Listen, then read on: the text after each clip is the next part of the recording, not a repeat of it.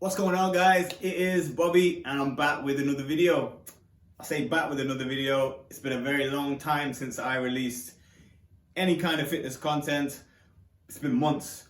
But I figured what better time to start releasing content and putting some videos out there and helping everybody with their exercise, with their nutrition, than while we're in lockdown. So here we are.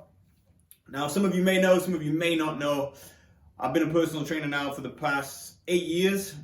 And during that 8 years, I've been fortunate enough to travel all over the world with my profession. And usually people always have the same sort of impression of me, and it's the same sort of impression they have of all personal trainers. They think that, because you're a PT, you're constantly motivated, you constantly work out, you never take a break, you never go through those phases of just feeling completely unmotivated, uninterested. But it couldn't be further from the truth. And I'm sure a lot of other fitness professionals would agree where I'm coming from. For me, especially during lockdown, I'm just like everybody else. I go through those phases where, I'm not feeling up to it. I'm not feeling motivated to work out. Can't get myself out of bed to go outside and run when it's -2. I just don't feel it. I ask myself, why? What's it worth? Why am I doing it? I'm like everybody else. So I can completely understand if someone's got 20, 30 pounds to lose and they're new to exercise, it's not going to be easy for them to stay motivated consistently or constantly.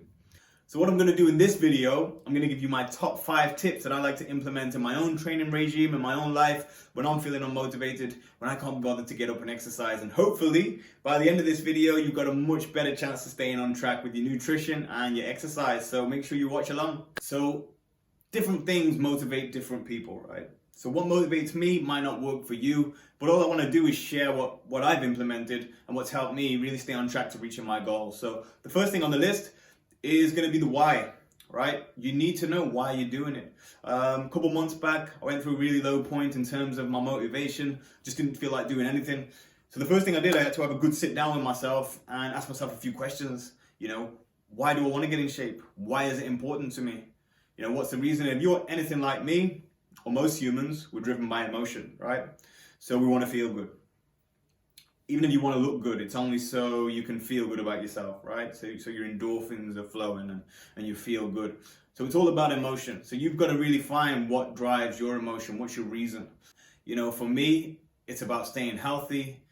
Yes, it's about looking good partly, but it's more about feeling good. Being healthy, feeling good, reducing my risk of disease, having good energy, even things like good digestion.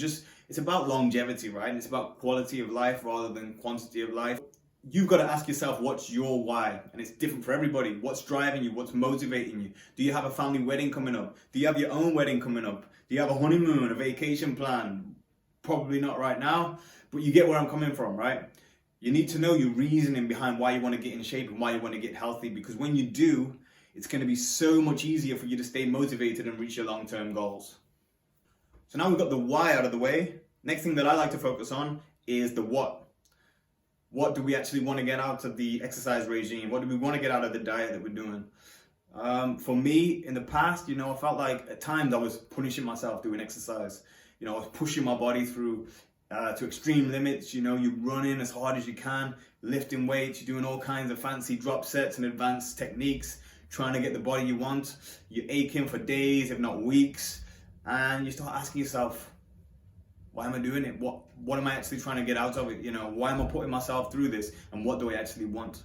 And that's a really important thing you need to know, because if you're just turning up to the gym and you don't actually know what you're trying to achieve, well, you're never going to reach your goal. Imagine you just jump in a car, right? You've got no destination in mind.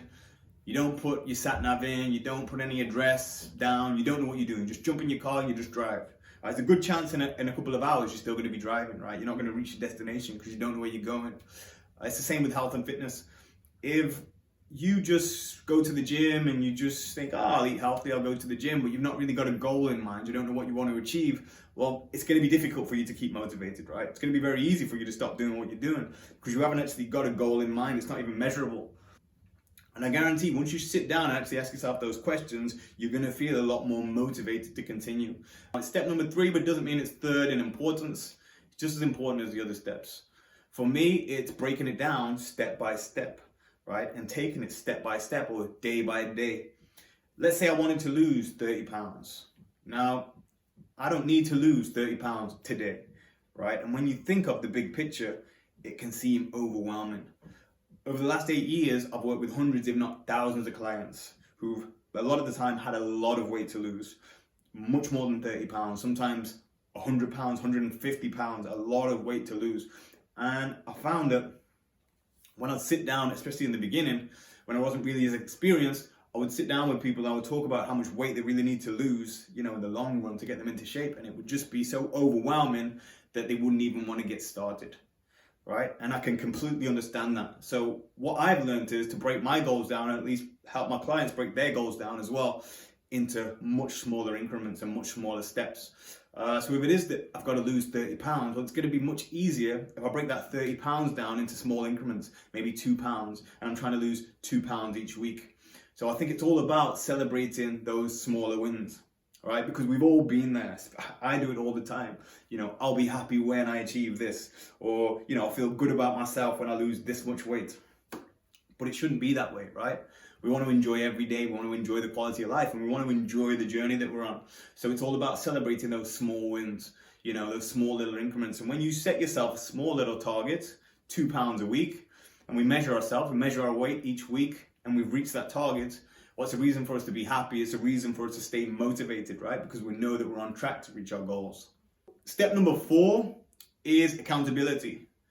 And what I mean by that is, for me, whenever I'm starting a new eating plan or a new exercise plan, want to get my abs back, I've noticed that they're becoming a little bit fluffy.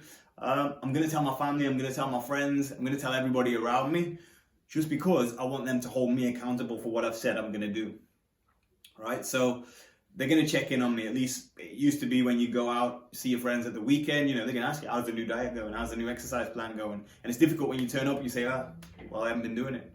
You know, you don't want to disappoint people. You don't want to disappoint yourself. So the first thing I would say is tell your network of friends and family what you're doing and what your goals are and what you plan on achieving, because it's going to keep you motivated. You're not going to want to let yourself down. The final step that I want to touch on is measuring your wins, right? Now, this kind of goes hand in hand with step by step or day by day, but I just want to go into it a little bit deeper, because one of the mistakes that I've made, especially in the beginning, is, you know, not measuring my progress enough and not measuring my clients' progress enough, especially at the start, you know, and that can be tricky because, one, it can mean that, well, your client doesn't know if they're on track to reach the goals. Again, if I've not broke your goal down or my goal down into smaller increments, well, how do I know if I'm on track to reach my target? If I've got 30 pounds to lose, you know, what am I going to do? Just leave it 6 months and wait in the 6 months to weigh myself and see whether I reach my goal?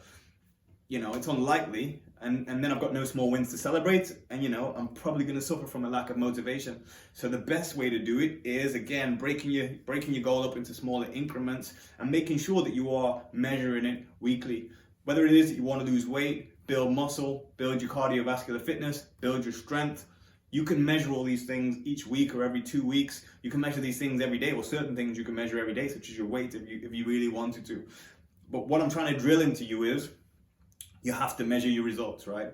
You need to measure them, and you need to know where you're going and where you're at. And then, of course, it's much easier to make those small changes, because let's say I weigh myself in 2 weeks' time and I'm trying to lose the 30 pounds that I mentioned. I weigh myself in 2 weeks' time and I can see that I haven't lost any weight. Well, it's going to be much easier now for me to make some smaller adjustments, whether it's with the exercise program, whether it's with the nutrition, but at least I can have a look at the plan and see where we've gone wrong. If I'm not making those consistent measurements, it's going to be difficult for me to make any adjustments to the plan, right? So it's going to be a lot more difficult for me to reach my goal. Not reaching goals, not staying motivated. I don't want to do it anymore because it doesn't work, right? And then I get into that habit or that mentality. I don't like it. It doesn't work. It's not for me. So there you have it, my top 5 tips that I like to use to stay motivated, stay in shape, and keep me on track when I'm starting a new exercise program or a new nutritional plan. As I mentioned before, different things motivate different people. So you might have different ways that you like to use to keep you on track and keep you motivated. If you have got anything you'd like to share, let me know in the comment section below, because I'm always looking for new hacks and new ways, new things that I can implement into my own regime, or I can pass over to my clients to help them get to their goal much faster. So hopefully you found this video interesting. Remember, if you did find it useful, give it a like, give it a share, give it a love heart, give it a thumbs down if you didn't like it, whatever. Just make sure you're interacting, make sure you're engaging, and make sure you're staying motivated. See you again next time.